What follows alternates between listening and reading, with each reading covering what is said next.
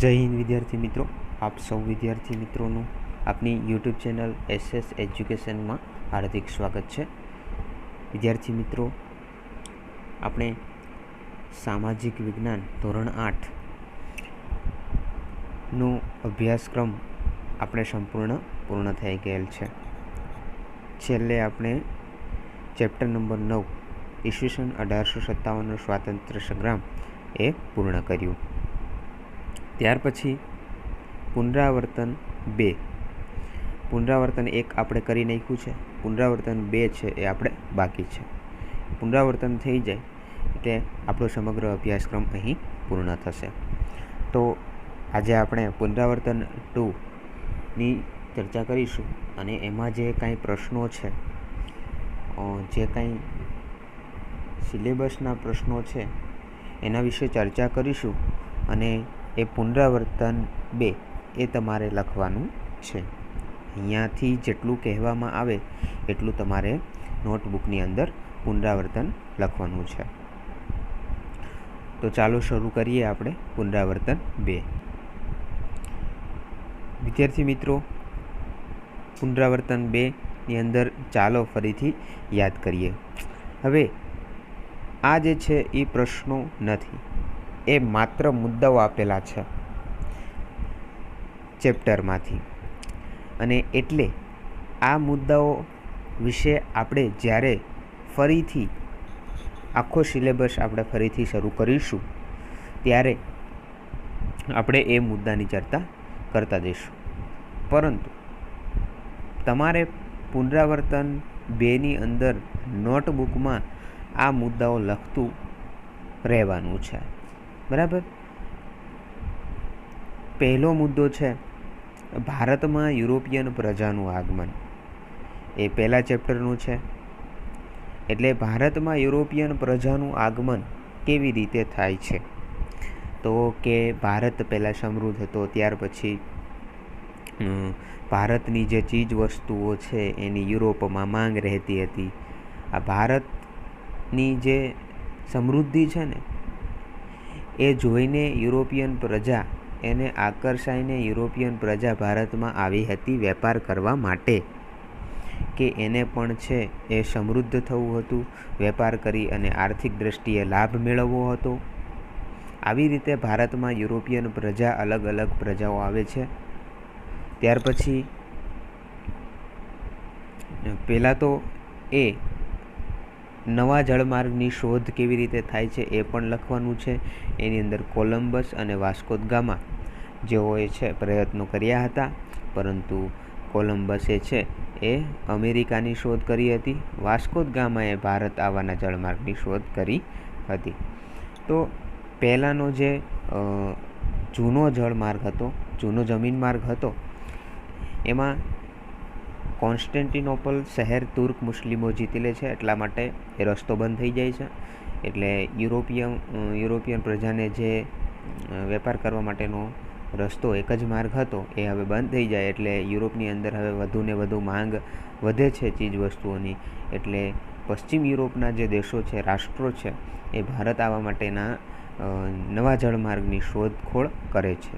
અને એમાં કોલંબસ છે એ 1492ની અંદર શોધ કરવા માટે નીકળે છે, પરંતુ તે આકસ્મિક રીતે અમેરિકા ગોતે છે. ત્યાર પછી વાસ્કો દ ગામા આવે છે 1498ની અંદર. તેને ભારત આવવાનો સૌપ્રથમ જળમાર્ગ શોધ્યો, કાલિકટ બંદરે આવ્યો. ત્યાર પછી પોર્ટુગીઝો આવ્યા, પોર્ટુગીઝોએ સત્તા સ્થાપી ભારતમાં. ત્યાર પછી ડચ પ્રજા આવી. ત્યાર પછી અંગ્રેજો આવે છે, પરંતુ અહીંયા અંગ્રેજો છેલ્લે લખ્યું છે, એટલે અંગ્રેજો અહીંયા આવશે અને ફ્રેન્ચો જ છેલ્લે આવશે. બરાબર.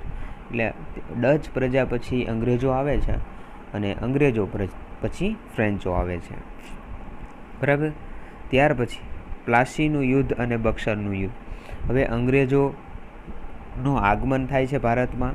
અંગ્રેજો ઈસવીસન 1608માં તેમનું પ્રથમ વહાણ છે એ સુરત બંદરે ઉતરે છે. ક્યાં ઉતરે છે? સુરત બંદરે. ક્યારે? ઈસવીસન 1608માં.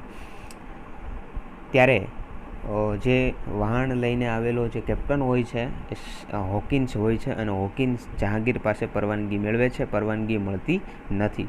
ત્યાર પછી એનો બીજો કપ્તાન આવે છે સર ટોમસ રો, અને ટોમસ રો છે એ મુઘલ શાહજહાં પાસેથી પરવાનગી લઈ લે છે. ત્યારે 1613ની અંદર સુરતમાં અંગ્રેજો કોઠી સ્થાપે છે. ત્યાર પછી તેઓ છે ધીમે ધીમે સત્તામાં વધારો કરતા જાય છે. ત્યાર પછી એ અંગ્રેજો છે એમની સામે અન્ય યુરોપિયન પ્રજા ટકી શકતી નથી. અંગ્રેજો શક્તિશાળી હોય છે એટલા માટે. ત્યાર પછી અંગ્રેજો છે એ ભારતની અંદર પણ માથું મારવા લાગ્યા, એટલે પ્લાસીનું યુદ્ધ અને બક્સરનું યુદ્ધ છે એ થયું. પ્લાસીનું યુદ્ધ, બંગાળની અંદર અંગ્રેજોએ વેપાર શરૂ કરી દીધો. બંગાળનો તે સમયે જે નવાબ હતો પ્લાસીના યુદ્ધ વખતે 1757માં મીર જાફર હતો, સિરાજ ઉદ દૌલા હતો. અને સિરાજ ઉદ દૌલા છે એને છે એની શરત ઉપર અંગ્રેજોએ વેપાર કરવો એવું કહેલું હતું, પરંતુ અંગ્રેજો માન્યા નહીં, એના પર સહી થઈ નહીં. એટલા માટે સિરાજ ઉદ દૌલાએ છે એમની કોલકાતાની છે એ કોઠી તોડી પાડી અને કેટલાક અંગ્રેજ સૈનિકોને કેદ કર્યા. આવું થતાં અંગ્રેજોએ છે એ મદ્રાસની અંદર ફરિયાદ કરી, અને ત્યાં અંગ્રેજ ગવર્નર રોબર્ટ ક્લાઇવ હતો એને સિરાજ ઉદ દૌલાને હરાવવા માટે નાનકડું સૈન્ય મોકલે છે.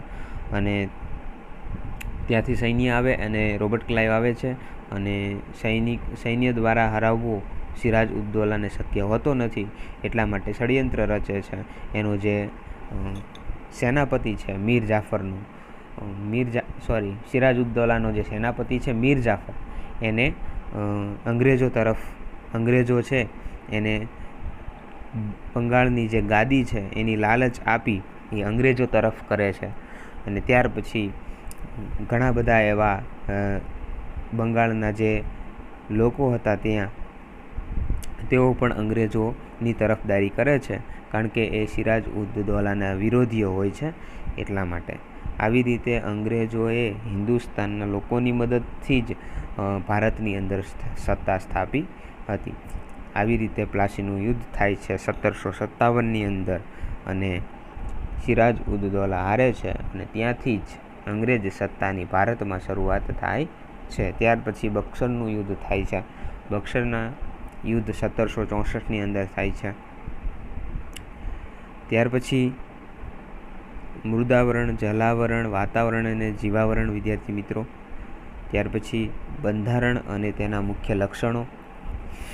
બંધારણ એટલે શું અને તેના મુખ્ય લક્ષણો કયા કયા છે. ત્યાર પછી સમાજ જીવન, ભારતીય વેપાર અને ઉદ્યોગોનો વિનાશ. આપણે ફરીથી રિવિઝન કરીએ ત્યારે આ મુદ્દાની ચર્ચા કરવાના છીએ, એટલે અત્યારે આ કોઈ પ્રશ્નો નથી એટલે લખવાના નથી, ડાયરેક્ટ મુદ્દા આપેલા છે.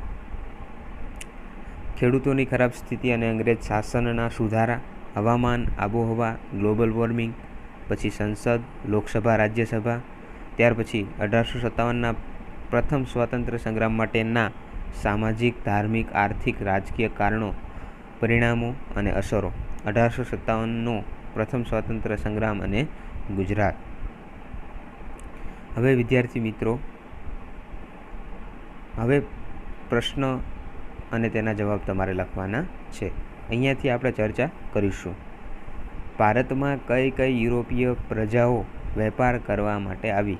તો ભારતની અંદર કઈ કઈ યુરોપિયન પ્રજાઓ વેપાર કરવા માટે આવી? તો સૌપ્રથમ પોર્ટુગીઝો આવ્યા, ત્યાર પછી ડચ, પછી ફ્રેન્ચો, પછી ડેનિશ પ્રજા, ત્યારબાદ અંગ્રેજો અને ફ્રેન્ચો.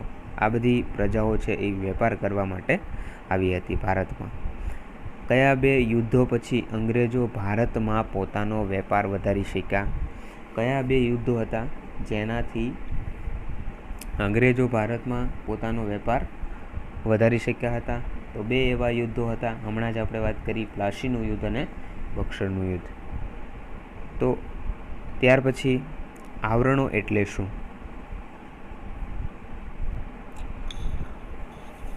આવરણો એટલે શું?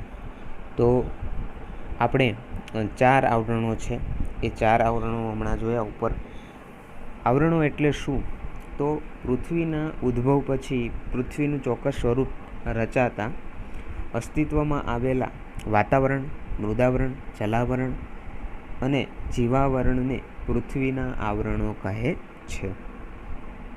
એટલે પૃથ્વીનું ચોક્કસ સ્વરૂપ રચાય છે, પૃથ્વી જ્યારે નિર્માણ પામે છે ત્યારે ચોક્કસ પ્રમાણમાં અસ્તિત્વમાં આવેલા વાતાવરણ, જીવાવરણ અને જલાવરણ અને મૃદાવરણ, આ 4 આવરણોને પૃથ્વીના આવરણો કહે છે. ત્યાર પછી બિન સાંપ્રદાયિકતા એટલે શું? બિન સાંપ્રદાયિકતા એટલે વિદ્યાર્થી મિત્રો બધાય ધર્મને સમાન ગણવા, બધા જ ધર્મોને દેશની અંદર સમાન ગણવાની ભાવના. દેશ કોઈ એક ધર્મ ઉપર ચાલે નહીં, કે દેશનો કોઈ એક ધર્મ ન હોય. દેશની અંદર બધા જ ધર્મોને માન્યતા આપવામાં આવતી હોય, બધા જ ધર્મોને છે એ માન્યતા આપવામાં આવતી હોય અને બધા જ ધર્મો પ્રત્યે સમાન નીતિ હોય. આવી ભાવના એ બિન સાંપ્રદાયિકતા તરીકે ઓળખાય છે. આપણો દેશ બિન સાંપ્રદાયિકતા છે. આપણા દેશમાં અલગ અલગ ધર્મો છે એ વસવાટ કરે છે, તેઓની માન્યતાઓ છે, તેઓના રીતિ રિવાજો પણ તેઓ છે એ સ્વતંત્રપણે છે એ કરી શકે છે. વિશ્વ બંધુત્વની ભાવના પણ વિદ્યાર્થીઓ આવી રીતે છે એ બંધાય છે. આપણા દેશની અંદર બંધારણ મુજબ દરેક નાગરિકને પોતાનો ધર્મ પાળવાની, માન્યતા ધરાવવાની તેમજ તેનો પ્રચાર કરવાની સ્વતંત્રતા આપી છે દરેક ધર્મના લોકોને. બંધારણ મુજબ આપણા દેશમાં દરેક ધર્મના લોકો ગમે તે ધર્મનું શિક્ષણ પણ લઈ શકે છે અને ધર્મનો પ્રચાર પણ કરી શકે છે. એટલે આપણા બંધારણે બિન સાંપ્રદાયિકતાનો સિદ્ધાંત સ્વીકાર્યો છે અને એટલા માટે જ આપણો ભારત એક બિન સાંપ્રદાયિક રાષ્ટ્ર કહેવાય છે. બરાબર. ત્યાર પછી ભારતના ગૃહ ઉદ્યોગો શા માટે નાશ પામ્યા? તો વિદ્યાર્થી મિત્રો આપણને ખ્યાલ છે કે અંગ્રેજો ભારતમાં શાસન કરવા માટે આવ્યા અને તેઓએ 100 વર્ષની અંદર જે શાસન કર્યું, જે નીતિ અપનાવી, એનાથી અસર શું થઈ? તો અંગ્રેજોએ પહેલાં તો ભારતની અંદર જે કાચો માલ હતો એ કાચો માલ લઈ અને એ ઇંગ્લેન્ડ પહોંચાડતા અને ઘણા બધા રૂપિયા એક્સ્ટ્રા કરી ઇંગ્લેન્ડ પોતાના ઉદ્યોગોને સમૃદ્ધ કરતા હતા અને પોતાના ઉદ્યોગો સમૃદ્ધ કરી અને ત્યાંથી જે ચીજ વસ્તુઓ બનાવવામાં આવે છે, એટલે કે ભારતમાંથી કાચો માલ લઈ અને ઇંગ્લેન્ડમાં માલ તૈયાર થાય છે ઉદ્યોગોમાં, અને એ તૈયાર માલ છે એ પાછો ભારતમાં વેચે છે. હવે આવી સ્થિતિ થઈ ગઈ. હવે ભારતની અંદર જે ઉત્પન્ન થતો માલ છે એ ભારતને જ મોંઘો પડવા લાગ્યો. શા માટે? કારણ કે ભારતની જે કાપડ ઉપર 80% જેટલી જકાત એટલે કે ટેક્સ ચૂકવવો પડતો ભારતની ચીજ વસ્તુઓ માટે. હવે ઇંગ્લેન્ડમાંથી જે ચીજ વસ્તુઓ આવતી હતી એનો નજીવી જકાત, નજીવી કર એટલે કે ખૂબ જ ઓછો ટેક્સ ભરવો પડતો ઇંગ્લેન્ડની જે ચીજ વસ્તુઓ. એટલે ઇંગ્લેન્ડથી માલ આવતો હતો એ ભારતમાં સસ્તો મળતો અને ભારતનો માલ ભારતમાં ઉત્પન્ન થતો હતો તો ભારતમાં જ મોંઘો પડવા લાગ્યો. એટલે આવી રીતે વિદ્યાર્થી મિત્રો ભારતના ગૃહ ઉદ્યોગો છે એ નાશ પામે છે. ત્યાર પછી ઈસવીસન 1857માં અંગ્રેજ શાસન સામે સંગ્રામ શા માટે ફાટી નીકળ્યો? તો આપણે છેલ્લું ચેપ્ટર આ જોયું હતું, ઈસવીસન 1857નો સ્વાતંત્ર્ય સંગ્રામ. અંગ્રેજ શાસન સામે સંગ્રામ શા માટે ફાટી નીકળ્યો? તો સંગ્રામના કારણો તમારે આ પ્રશ્નની અંદર લખવાના છે કે સામાજિક અન્યાય થતો હતો, આર્થિક અન્યાય થતો હતો, લશ્કર સૈનિકો છે એ અસંતોષ હતા, ભારતીય લશ્કર પણ અસંતોષ હતું અને આવી રીતે એ વિદ્યાર્થી મિત્રો સંગ્રામ છે એ થયો હતો. એટલે ત્યાર પછી સંસદના કાર્યો. તો સંસદ એટલે શું એ તો તમને ખ્યાલ છે. સંસદની અંદર કોનો સમાવેશ થાય છે એ પણ તમને ખ્યાલ છે. લોકસભા, રાજ્યસભા અને રાષ્ટ્રપતિ. તો સંસદે મુખ્ય કાર્ય શું કરવાના હોય છે? તો પહેલું તો કે સંઘ યાદી અને સંયુક્ત યાદીના વિષયો પર નવા કાયદા ઘડે છે. એટલે સંસદ છે એ કાયદાઓ ઘડી શકે છે, નવા કાયદા ઘડે છે. જૂના પુરાણા કાયદાઓ હોય એને રદ કરી શકે છે, કાયદામાં ફેરફારો કરી શકે છે. પહેલું કાર્ય એનું એ છે કે બંધારણની અંદર અથવા સંયુક્ત યાદી અને સંઘ યાદી ઉપર નવા કાયદા ઘડી શકે છે, જૂના કાયદા રદ કરી શકે છે અને કાયદામાં ફેરફાર કરી શકે છે. આ એનું પહેલું કાર્ય. બીજું કાર્ય તો સંસદ છે એ સરકાર કારોબારી ઉપર નિયંત્રણ રાખે છે. આપણે જ્યારે લોકશાહીનો પાઠ ચાલતો હતો, 8મો ચેપ્ટર ચાલતું હતું, ત્યારે આપણે વાત કરી હતી કે સંસદ છે એ સરકાર ઉપર દેખરેખ રાખે છે, સરકાર ઉપર નિયંત્રણ રાખે છે કે સરકાર જે છે એને જે કંઈ કામ કર્યું છે એના વિશે પ્રશ્ન પૂછી શકે છે સંસદ. એટલે સંસદને એ પ્રશ્ન પૂછવાનો અધિકાર છે. પ્રશ્નો પૂછી, સરકારને પ્રશ્નો પૂછી એના કામકાજ વિશે જાણકારી મેળવે છે, તેમજ તેને નિયંત્રણમાં રાખે છે. આવી રીતે સંસદ છે મુખ્ય કાર્યો કરે છે. ત્યાર પછી ગ્લોબલ વોર્મિંગ એટલે શું? ગ્લોબલ વોર્મિંગ એટલે પૃથ્વીને ગરમ કરનારી green house effect. Global warming એટલે શું? તો કે પૃથ્વીને ગરમ કરનારી ગ્રીન હાઉસ ઇફેક્ટ. તો ગરમ કરનારી એટલે તો ગ્રીન હાઉસ ઇફેક્ટ એટલે કે જે સૂર્યના કિરણો છે એ સૂર્યના કિરણો સાથે જે ગરમી પૃથ્વી પર આવે છે, તો એ ગરમી છે એ વાતાવરણમાં આવ્યા પછી પૃથ્વી પર અથડાઈને એને પરાવર્તન પામી પાછી અવકાશમાં ન જવા દેવાની સ્થિતિ, એટલે ગ્લોબલ વોર્મિંગ. એટલે સૂર્યના જે કિરણો છે, સૂર્યના કિરણો છે એ પૃથ્વી ઉપર આવે છે અને પૃથ્વી ઉપર આવી પરાવર્તિત ન થવા દેવાની ક્રિયા એટલે ગ્લોબલ વોર્મિંગ. એટલે વાતાવરણની અંદર છે એ આ ગરમી છે એ સંઘરાઈ જાય છે, ત્યાંથી પાછી જઈ શકતી નથી. આવી સ્થિતિ થાય છે એને ગ્લોબલ વોર્મિંગ કહેવાય છે. તો આવું શાના કારણે થાય છે? તો વાતાવરણમાં રહેલા વાયુઓ જેમ કે CFC, CO2, carbon dioxide, chlorofluorocarbon, methane વગેરે વાયુઓ છે જવાબદાર છે. બરાબર. તો વિદ્યાર્થી મિત્રો, આજે આપણે રિવિઝન અહીંયા સુધી રાખીએ છીએ. તમારે પુનરાવર્તન 2 લખવાનું શરૂ કરી દેવાનું છે. પહેલાં તો 9મું ચેપ્ટર છે એનું સ્વાધ્યાય પૂર્ણ થઈ ગયું હોય તો પુનરાવર્તન 2 તમારે લખવાનું શરૂ કરી દેવાનું છે. એમાં તમારે છે એ અહીંયા સુધી લખવાનું છે. બરાબર. આટલા પ્રશ્નો તમારે લખવાના છે. કેટલા છે પ્રશ્નો? 1, 2, 3, 4, 5, 6, 7 ને 8 પ્રશ્નો છે એ તમારે લખવાના છે. બાકીનું આગળ છે આપણે પછીના લેક્ચરમાં જોઈશું. ત્યાં સુધી આવજો. જય મુરલીધર.